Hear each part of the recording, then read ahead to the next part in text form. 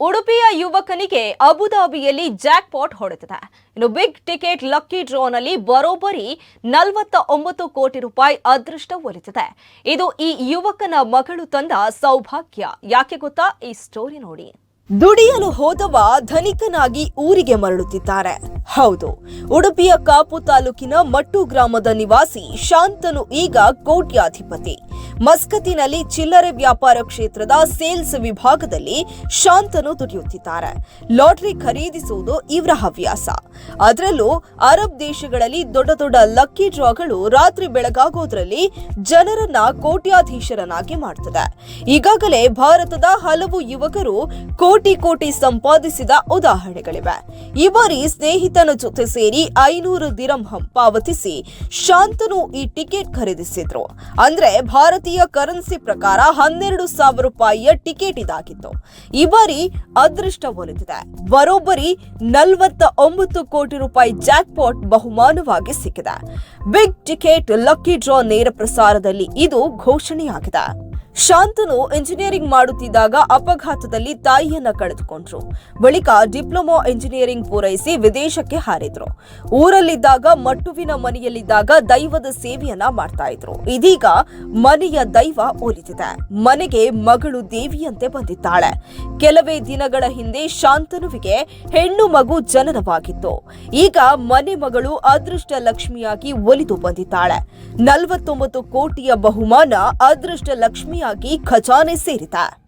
ಈ ಲಾಟ್ರಿ ಸಿಕ್ಕಿದ್ದು ಬಹಳ ಖುಷಿ ಆಗ್ತಿದೆ. ನಮಗೆ ಈ ಮಾಹಿತಿ ವಾಟ್ಸಪ್ ಮೂಲಕ ಡ್ರಾ ಆದ ದಿನವೇ ನಮಗೆ ತಲುಪಿದೆ. ಸೊ ಅವರು ಒಂದು ಅಂದಾಜು 49 ಕೋಟಿ ವಿನ್ನಿಂಗ್ ಅಮೌಂಟ್ ಇದ್ದಿದ್ದು. ಸೊ ಈ ಥರ ಅದೇ ಅವರು ಒಂದು 7-8 ವರ್ಷಗಳಿಂದ ಮಸ್ಕತ್ನಲ್ಲಿ ಕೆಲಸ ಮಾಡ್ತಾಯಿದ್ರು. ಸೊ ಇಲ್ಲಿ ಕೂಡ ಅವರು ಸ್ಟಡೀಸಲ್ಲಿ ಆಗಲಿ ಸ್ಪೋರ್ಟ್ಸಲ್ಲಿ ಆಗಲಿ ಅವರು ತುಂಬ ಒಳ್ಳೆಯದಿದ್ದರು. ಹಾಗೆಯೇ ಅಲ್ಲಿ ಒಂದು 5 ವರ್ಷಗಳಿಂದ ಈ ಟಿಕೆಟನ್ನು ತಗೊಳ್ತಾ ಬರ್ತಿದ್ರು ತನ್ನ ಸ್ನೇಹಿತರೊಟ್ಟಿಗೆ. ಸೊ ಅದೇ ಈ ಒಂದು ದೇವರದು ಆಶೀರ್ವಾದ ಆಗಲಿ ಅಥವಾ ಮಗಳು ಹುಟ್ಟಿದ ಒಂದು ಗಳಿಗೆಯಲ್ಲಾಗಲಿ ಭಾಳ ಅದೃಷ್ಟ ತಂದಿದೆ. ಈ ಲಾಟ್ರಿ ವಿಷಯದಲ್ಲಿ ಅಂದರೆ ನನಗೆ ತುಂಬ ಖುಷಿ ಆಯಿತು. ಮೊಮ್ಮಗಳು ಬಂದಲ್ಲ, ನಾನು ಒಂದ್ಸಲ ಹೇಳಿದ್ದೆ ಅವನ ಹತ್ರ. ಹೀಗೆ ಅವನಿಗೆ ಅದು ಮೊದಲಿಲ್ಲದ ಅಭ್ಯಾಸ ಇತ್ತು ತಗೊಳ್ಳೋದು.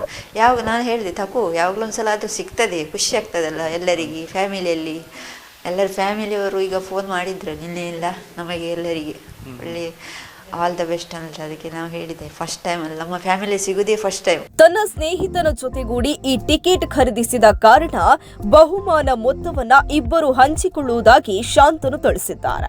ತನ್ನ ಬಹುಮಾನದ ಮೊತ್ತವನ್ನ ಹೇಗೆ ವಿನಿಯೋಗಿಸಬೇಕು ಎಂದು ಇನ್ನೂ ನಿರ್ಧರಿಸಿಲ್ಲ ಎಂದು ಕುಟುಂಬದವರಿಗೆ ಹೇಳಿದ್ದಾರೆ. ಅದೃಷ್ಟವಾಗಿ ಬಂದ ಹಣವನ್ನ ಶಾಂತನು ಚೆನ್ನಾಗಿ ವಿನಿಯೋಗಿಸಲಿ ಎಂದು ಮನೆ ಹಿರಿಯರು ಆಶೀರ್ವದಿಸಿದ್ದಾರೆ. ಮೊಮ್ಮಗಳು ಹುಟ್ಟಿದಾಕ್ಷಣ ನಾನು ಹೇಳಿದೆ, ಮಗನಿಗೆ ಹೇಳಿದ್ದೇನೆ, ಮಗ ಭಾಗ್ಯಲಕ್ಷ್ಮಿ ಬರ್ತಾಳೆ. ಹಾಗಿರುವಾಗ ಆ ಮಗುವಿಗೆ ಭಾಗ್ಯಲಕ್ಷ್ಮಿ ಅಂದರೆ ಹೆಸರು ಇಡಬೇಕು. ಯಾಕಂದರೆ ಈ ಹೆಣ್ಣು ಮಗಳು ಅಂದರೆ